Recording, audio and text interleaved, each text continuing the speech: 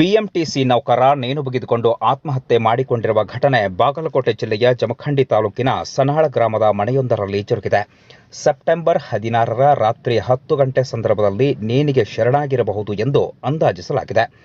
ಇನ್ನು ಆತ್ಮಹತ್ಯೆಗೆ ಶರಣಾದ ವ್ಯಕ್ತಿಯನ್ನ 49 ವರ್ಷದ ತುಂಗಳ ಗ್ರಾಮದ ನಿವಾಸಿ ಮಲಕಪ್ಪ ನ್ಯಾಮಗೌಡ ಎಂದು ಗುರುತಿಸಲಾಗಿದೆ. ಮಲಕಪ್ಪ ಬೆಂಗಳೂರಿನಲ್ಲಿ ಬಿಎಂಟಿಸಿಯಲ್ಲಿ ಚಾಲಕ ಕಂ ನಿರ್ವಾಹಕರಾಗಿ ಕರ್ತವ್ಯವನ್ನು ನಿರ್ವಹಿಸುತ್ತಿದ್ದರು ಎಂದು ತಿಳಿದುಬಂದಿದೆ.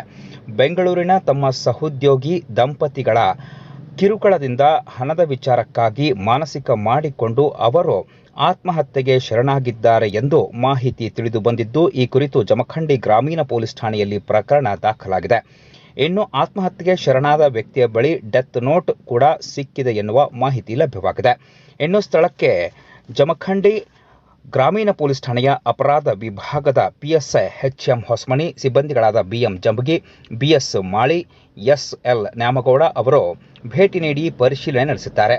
ಇನ್ನು ಶವವನ್ನ ಮರಣೋತ್ತರ ಪರೀಕ್ಷೆಗಾಗಿ ಜಮಖಂಡಿ ಸಾರ್ವಜನಿಕ ಆಸ್ಪತ್ರೆಗೆ ರವಾನಿಸಿದ್ದಾರೆ ಎನ್ನುವ ಮಾಹಿತಿ ಲಭ್ಯವಾಗಿದ್ದು, ಪೊಲೀಸರು ತನಿಖೆಯನ್ನ ಮುಂದುವರೆಸಿದ್ದಾರೆ. ಇನ್ನು ಆತ್ಮಹತ್ಯೆ ಮಾಡಿಕೊಂಡ ನೌಕರ ಮೂಲತಃ ತುಂಗಳ ಗ್ರಾಮದವರಾಗಿದ್ದು, ಹಲವು ವರ್ಷಗಳಿಂದ ತಮ್ಮ ಸಂಬಂಧಿಕರ ಗ್ರಾಮ ಸನಾಳದಲ್ಲಿ ವಾಸವಾಗಿದ್ದರು ಎಂದು ತಿಳಿದು ಬಂದಿದೆ.